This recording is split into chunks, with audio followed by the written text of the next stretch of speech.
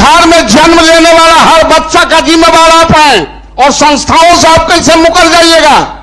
जिम्मेवार हैं, जिम्मेवार रहेंगे और आपके राज्य में रहने वाला आपसे मांग करेगा, नहीं करेगा ऐसी बात नहीं है, आपसे मांगेगा ही। जिसको हमने 1500 में बहाल किया था उसको हम बढ़ा के दे रहे हैं, लेकिन इन शिक्षकों को बहाल हमने नहीं किया था, ये क्यों भूल जाते हैं? कौन कॉलेज में बहाली किए हैं? तो कॉलेज खोले हैं क्या? इसका जवाब नहीं मिला है महोदय, इसलिए एक लाइन का है, पढ़ ही देते हैं। माननीय सभापति महोदय, राज्य के वित्त रहित शिक्षकों, सहायक प्राध्यापकों के नियमित एवं कमेटी गठित करते हुए अनुदान एवं आंतरिक संसाधन को जोड़कर अविलंब वेतनमान देने के संबंध में सरकार से सदन में एक स्पष्ट वक्तव्य की मांग करता हूं। महोदय, इसी सदन में इससे पहले महोदय माननीय मंत्री ने आश्वस्त किया था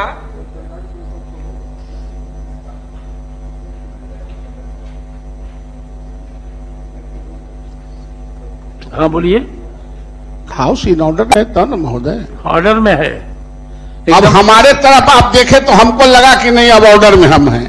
हाँ महोदय, आप ही की तरफ देखते हैं। महोदय, मेरा आग्रह है कि इसी सदन में इससे पूर्व के जो सत्र हुआ था, माननीय मंत्री ने कहा था कि हम वित्तरहित कॉलेजों के हम तमाम लोगों ने आग्रह किया था कि आप जो अनुदान देते हैं और जो कॉलेजों के स्कूलों के इंटरनल रिसोर्सेस है, दोनों को मिला के एक बार आप जोड़ लीजिए कमेटी बहाल करके। हम समझते हैं कि राज्य सरकार को एक नया पैसा भी अलग से देने की जरूरत नहीं पड़ेगी और उनको वेतनमान भी मिल जाएगा जो आप तय कर दें। और फिर इससे एक और फायदा होगा कि जो आज बिचौलिया उसके अनुदान के 20%, 25% और 15% खा जाते हैं, डायरेक्ट जब शिक्षक के सूची होगा तो आप उनको भेज सकते हैं, इससे बिचौलिया खत्म हो जाएगा। इसलिए मैं माननीय मंत्री से जानना चाहता हूं कि जो कमेटी बनाने के लिए आपने आश्वासन दिया था इस सदन में, उसका क्या प्रतिफलन हुआ है? क्या सरकार सदन में उसको जांच करने के लिए कमेटी बना दी है?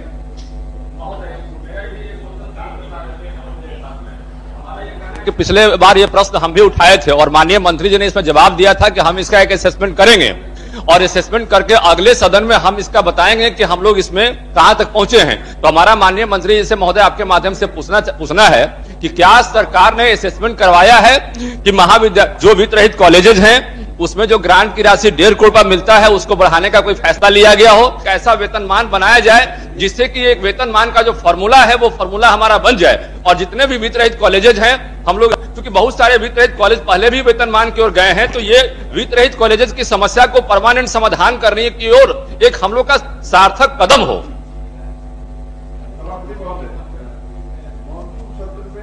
सवाल था बात तो आ ही गई, 2 बिंदु है केवल, बात आ गई है। मंत्री महोदय ने स्वीकार किया था कि हम समीक्षा करके और हम आपको अवगत कराएंगे। आपको याद दिलाना चाहते हैं, आपके चैम्बर में 2 सितंबर को इस पर बैठक हुई मंत्री जी साथ के पदाधिकारी जी लोग के साथ, और इस पर लंबी बहस। 2 बिंदु था इसका, एक तो कि जो आप अनुदान देते हैं और विभाग का ही निर्देश है आंतरिक स्रोत की आमदनी का 70% शिक्षकों के और कर्मियों के वेतन के मद में वह प्रबंध समिति लूट कर खा रहा। आप अगर इसकी समीक्षा करके उसको नियत वेतन में परिणत कर देंगे तो आंतरिक स्रोत की आमदनी पर भी आपका पकड़ होगा, विभाग का पकड़ होगा और अनुदान जो देते हैं अच्छी खासी राशि वेतनमान के रूप में मिलेगी। इन्होंने कहा था समीक्षा करके हम फिर बैठक करेंगे। 1 महीना का समय आपके चैम्बर में आपकी उपस्थिति में, आपकी अध्यक्षता में वह बैठक हुई थी, मंत्री जी ने समय लिया। उस पर कहीं कोई समीक्षा हुई नहीं हुई, उस पर कोई चर्चा नहीं, एक बात। और दूसरी बात, हम लोगों ने सुझाव दिया था कि जो 7-8 वर्षों का अनुदान बकाया है, एक पुष्ट भुगतान का प्रयास कीजिए, वित्तीय वर्ष के अंत तक उसका भुगतान हो जाना चाहिए। उस पर भी इन्होंने सहमति जताई थी कि हम प्रयास करेंगे इस वित्तीय वर्ष के अंत तक जो बची खुची राशि शिक्षा विभाग में होगी, जो सिलेंडर हो जाता है वित्तीय वर्ष के अंत में, हम उसको विनियोग के माध्यम से हम उसको वित्त रहित इस बकाये संस्थान के बकाये राशि के लिए हम उसको विनियोग के माध्यम से आवंटित करा के हम करेंगे। हम समझते हैं इस पर स्पष्ट वक्तव्य देना चाहिए मंत्री। स्पष्ट आप प्रश्न कीजिए, स्पष्ट वक्तव्य मिलेगा। एक ही प्रश्न सब आदमी करते हैं तो स्पष्ट नहीं होता कि क्या हो रहा है। हर एक सेशन में हर एक प्रश्न नहीं, ये ठीक नहीं है। आप नहीं और नहीं, एक आदमी जो पूछेगा वही सप्लीमेंट्री करेगा। नहीं सदन में तो आप लोग आपस में पहले बैठक करके कि क्या क्या इस पर सप्लीमेंट्री हो सकता है।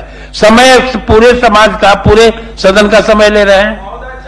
माननीय पूर्व शिक्षा मंत्री बैठे हुए हैं, तब तो और कॉम्प्लिकेशन हो जाएगा। अब संजीव जी ने पूर्व को भी इसमें शामिल कर लिया। हाँ, तो हम सिर्फ एक ही बात कहना चाहते हैं। अभी संजय जी बड़े अच्छे से समझा रहे थे सदन को कि किसी महाविद्यालय के आंतरिक स्रोत से जो आय है और हम जो अनुदान देते हैं वो दोनों को मिक्स करके आप नियत वेतन फिक्स कर दीजिए और ये पर्याप्त होगा।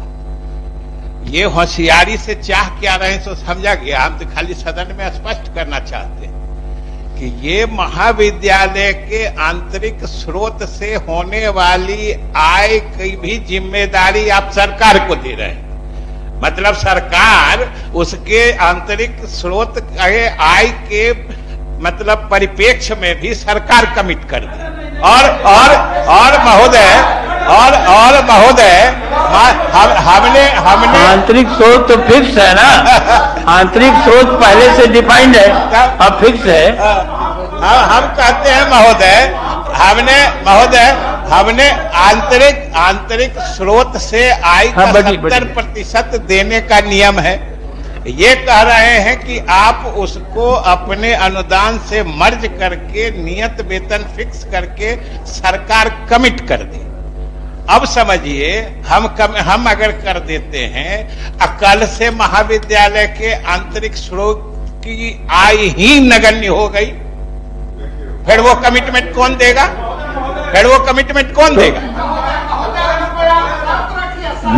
महोदय एक बात मानिए। हाँ बोलिए, आप बोलने दीजिए मंत्री जी को, बोलने दीजिए मंत्री जी को। जैसा कि माननीय मंत्री ने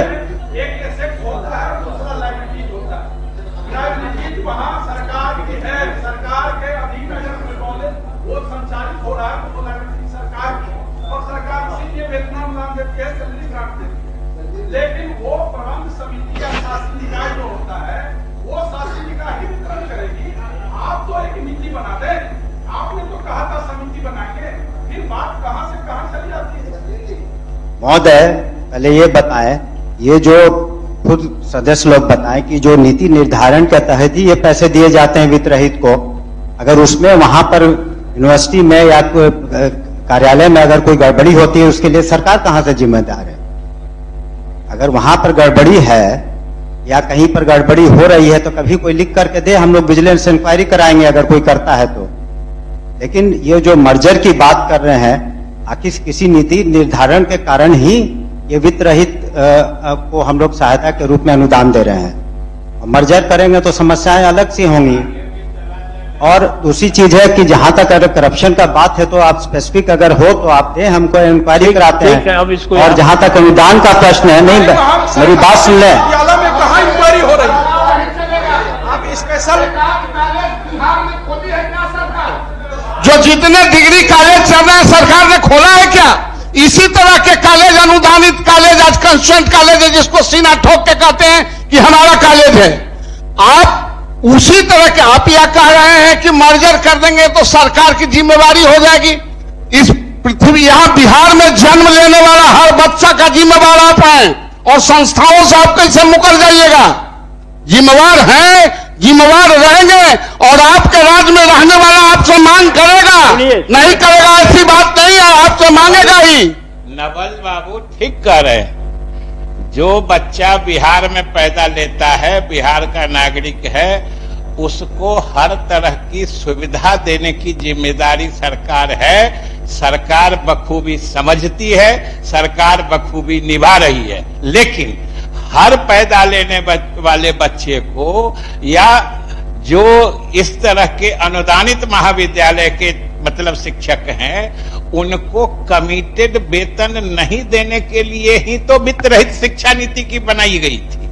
तो ये लोग तो उस नीति के तहत, जिस नीति के तहत इन महाविद्यालयों की स्थापना हुई, ये तो बिल्कुल उस नीति के उलट आजकल इसकी दिशा हो गई है।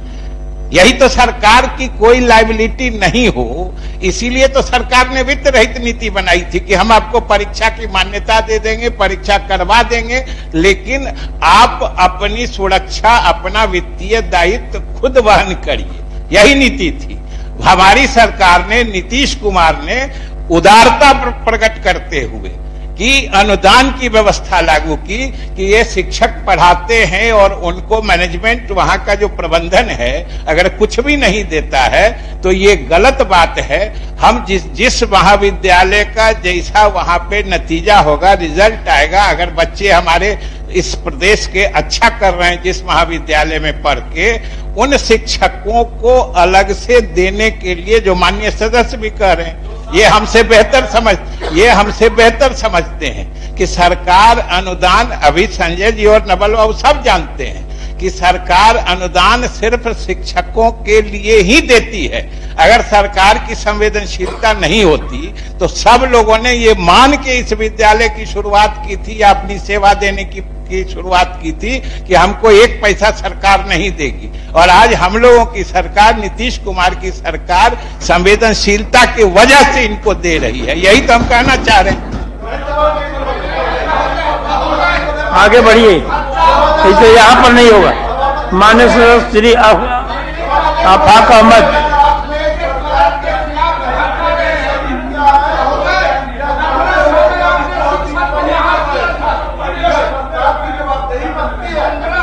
आपने शिक्षक को बहाल किया था, आप 50,000 दे रहे हैं कि नहीं? आपने 1500 में शिक्षक बहाल हुआ, 4,000, 5,000, 6,000 में बहाल हुआ। आज आप 50,000, 55,000 दे रहे हैं कि नहीं? ये नवल बाबू ठीक कह रहे हैं।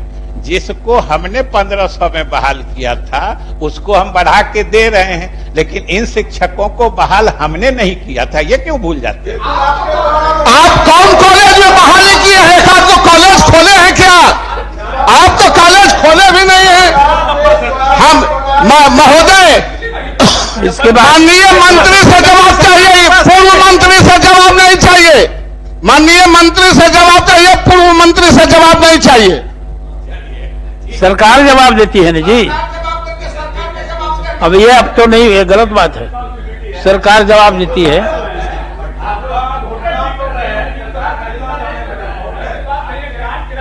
ऐसे सुनिए, एक दिन हम लोग की सुनिए ना, सुनिए, बैठिए। सुनिए जीवन जी, जिस तरह से पहले बैठक हुई थी माननीय मंत्री जी, उस तरह से एक दिन बैठक बुला के सब लोग को बुला के वहीं पर कर देंगे। यहाँ पर समय जाया हो रहा है। एक दिन पहले हाँ, उसी तरह से बैठक बुला कर दिया जाएगा। ठीक। जी माननीय